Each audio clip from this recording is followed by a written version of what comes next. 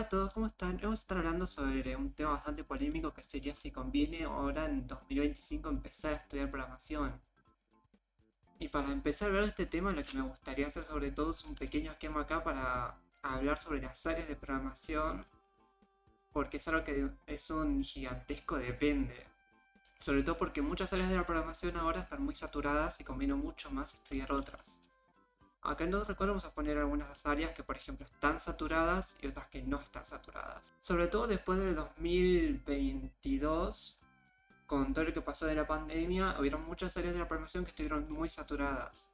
Además que con una sobrecontratación gigantesca. O sea, básicamente ahora, hoy en día, conseguir un trabajo de eso es muy, muy complicado. Las áreas que obviamente van a ir por acá, que son las acá insaturadas, sé que capaz no es una palabra real, pero la vamos a inventar por el video. Acá están las saturadas.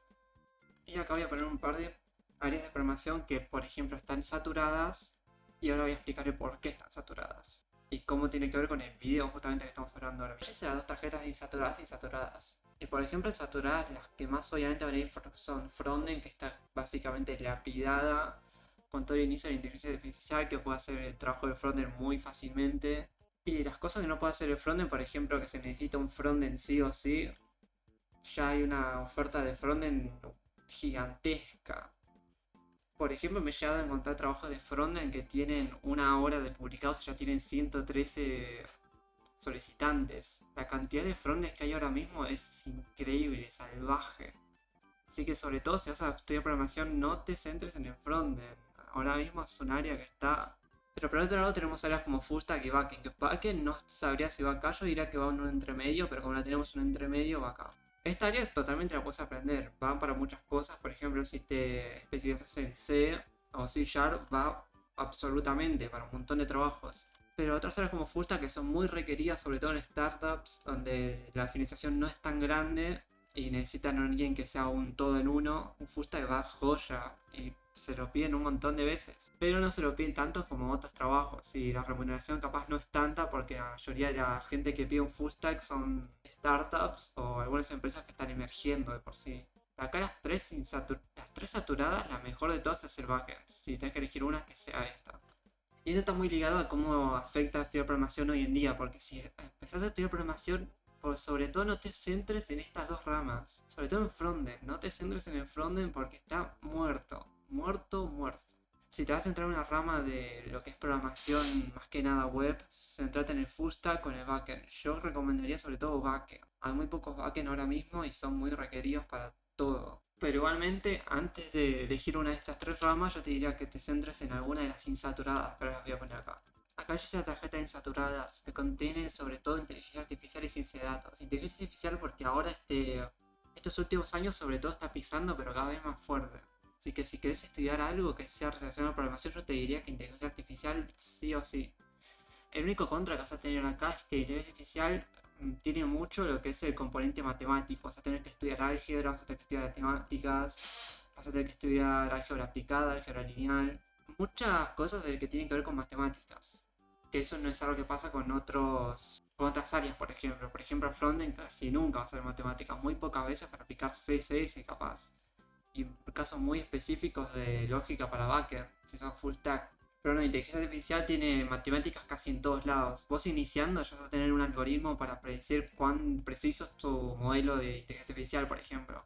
Y sin matemáticas apenas arrancar.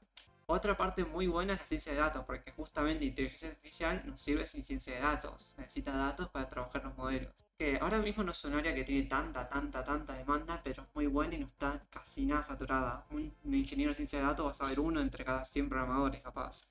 E inteligencia artificial vas a ver uno entre cada...